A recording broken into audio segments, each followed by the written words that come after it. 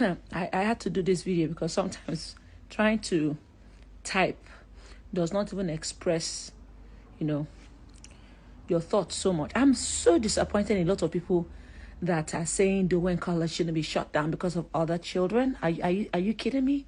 You see, this is the base of our problem in this environment. And this is why I think Nigeria is filled with, I won't say all, is filled with a lot of ungovernable mindsets.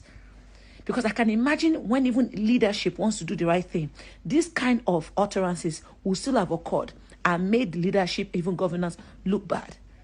An institution that has been established as a business with an intention to serve the purpose of bridging the gap between of raising a child from family into community has failed repeatedly on a heavy act of negligence, because most of what Down College is being held accountable for or held for to be accountable for is the negligence in their duty. Obviously, bullying did not start today. And for those that are saying, is it just today and then all other schools to be shut down, maybe we'll have to get to that, because it is already obvious that we're already raising the idea that we are fighting, the idea that human lives are not as important as valuables and money. Because for people to be mentioning, but it's a business, why do you want to shut down a business? Really? You have the guts to say that? Over the life of one human being? How many kids do you want to die before that place should be shut down? Yes, Down, whatever the name of that school is called, is now a scapegoat to many other institutions like that. And yes, parenting, I have always spoken about parenting, that it's a major problem in this, especially in this side of the world. There is a lot we have to do. See, whether even we are a parent in the West, in the East, in the North, in the South, in this millennia, this time that we are, this era that we are, being a parent is 10 times more responsible than you can ever be in any parent of any era. Because there's massive load of information, massive freedom to those, access to those information, and little accountability system because of what we call, a mirage of what is called freedom and wokeness. Disciplining a child is not about flogging. Disciplining a child, it's not about flogging. That's all we knew. Growing up, it was about from wire to koboko to whatever. Spare the rod and spoil the child. It's not always about whipping. And for all those people that say boarding school shaped them, reformed them, even our parenting that we grew up in, well, a lot of it was toxic to our lives. Somebody barging in the room when you are in the middle of sleep and saying, "What are you doing there? Wake up."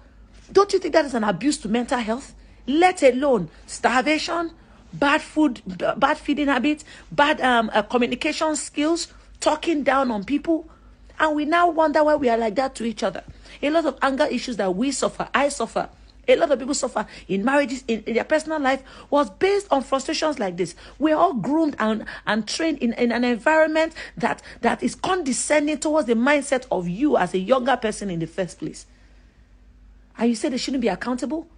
The school needs to be shut down. Because academics and humanity should not even be put on the same scale. Humanity first. Anytime it's humanity should be first. Yes, we have a system that failed us. Yes, we have a governance that is failing us. Yes, we have a country that is failing us. But should we be failing as human beings? Love is the first things first. No examination is more than a child's life or test. I homeschooled my children for 1 year. They went back to school the following year. They are not less intelligent. So if the system, why do we have the Ministry of Education for? Why do we have welfare organizations for? If these kids meet their exam this period, is it going to kill them? And for those that say we're drawing other children, they can't go to another school. Some people even put their children through school for flimsy things. They change their school. My mother have changed my school because of my hair before, so that they don't cut my hair. They've changed my school before because of hair. So if somebody died in the school out of negligence, see, there's no ruling out of the fact that bad student to be bad student, bad people. You can't rule out evil from the world, but you can control it, and you can allow evil to be afraid to thrive. We can make evil to be afraid to thrive, not to be there in the open, free for all. We're grooming these children. We're grooming boys. We're grooming girls. The female boarding school, the same thing. Boys only, girls only, the same thing. This idea of boarding school system is supposed to assist parents that don't have the time, have work that needs to be far away or whatever, and we can't rule that out.